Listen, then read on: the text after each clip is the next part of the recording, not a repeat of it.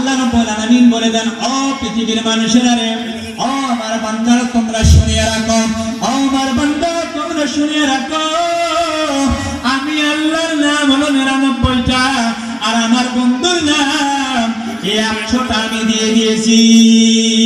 সুবহানাল্লাহ। 100টা নাম, তার মধ্যে একটি নাম হলো রহমাতাল লিল আলামিন।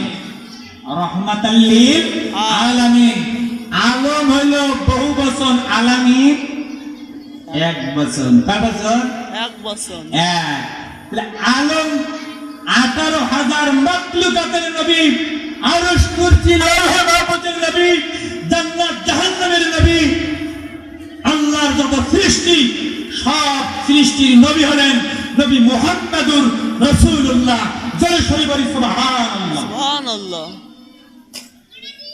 আর এখন জামানায় কিছু আলেম রয়েছে, কিছু মানুষ রয়েছে, নবীকে আল্লাহর যত সৃষ্টি সব সৃষ্টি রহমত হিসেবে মানে না, মানতে রাজি নয়। তারা বলে বিশ্ব নবী মুহাম্মদুর রাসূলুল্লাহ। সম্মানিত হাজিরিন, আপনারা দেখেন এখানে অনেক জ্ঞানী গুণী অনেক মানুষ রয়েছেন, অনেক শিক্ষিত রয়েছেন, ডক্টরেট পাস করেছেন, এমএ পাস করেছেন, ডক্টরেট ডিগ্রি নিয়েছেন, বিএ পাস করেছেন, ল পাস করেছেন, এমএ পাস করেছেন, অনেক ডিগ্রিধারী ভাইরা রয়েছেন। ও আমার ভাইরা, আপনারা খুঁজিয়ে দেখেন বিশ্ব কথাটা কাকে বলে? বিশ্ব হলো বাংলা। এই বিশ্ব কথাটাকে বলা হয় কতদূর জায়গাকে বিশ্ব বলে।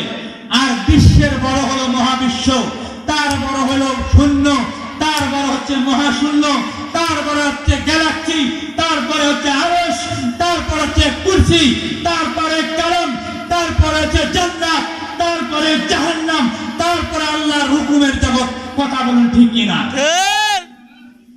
তাহলে বিশ্বের বড় আরো কিছু আছে, আছে না নাই? আছে। আছে না নাই? আছে। বিশ্বের বড় আরো অনেক কিছু রয়েছে।